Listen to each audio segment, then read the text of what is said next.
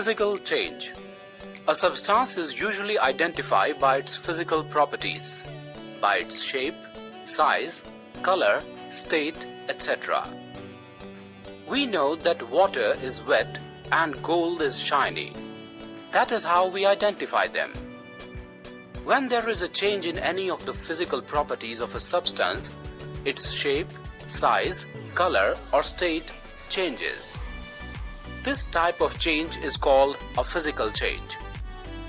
No new substance is formed in this type of change. It is usually reversible. Take a piece of paper and crumple it. What happens to the paper? The original shape of the paper changes because you have changed the body of the substance without changing its composition. You have only changed the appearance but not the composition of the paper. So, you have not made a chemical change but a physical change. Take chalk and crush a small piece of chalk into dust.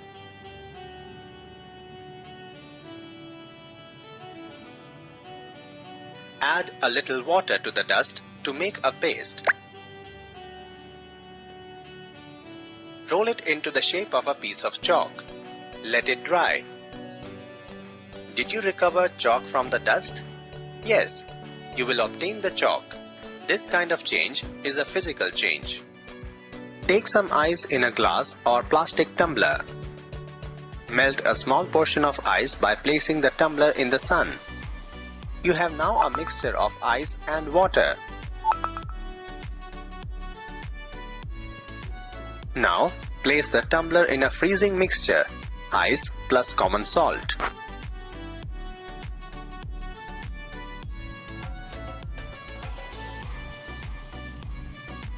Does the water become solid ice once again? Yes. Water changes to ice on cooling in freezer.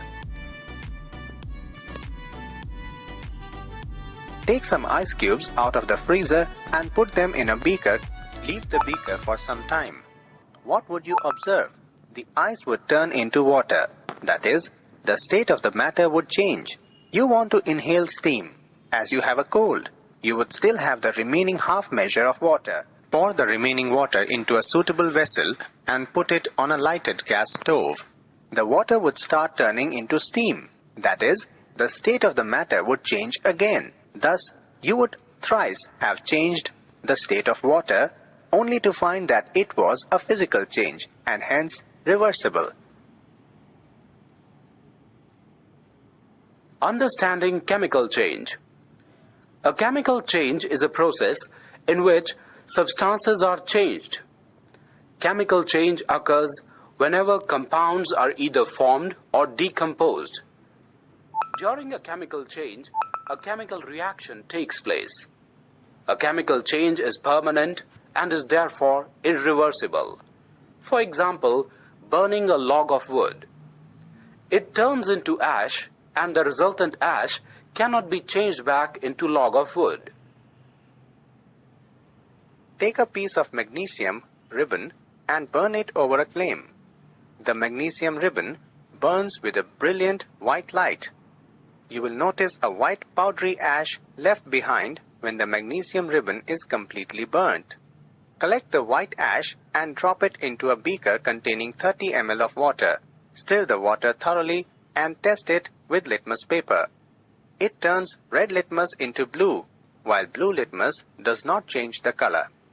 You can conclude that magnesium on burning in air forms a new product, that is, magnesium oxide. The change proceeds with the evolution of heat and light. The change is permanent and irreversible.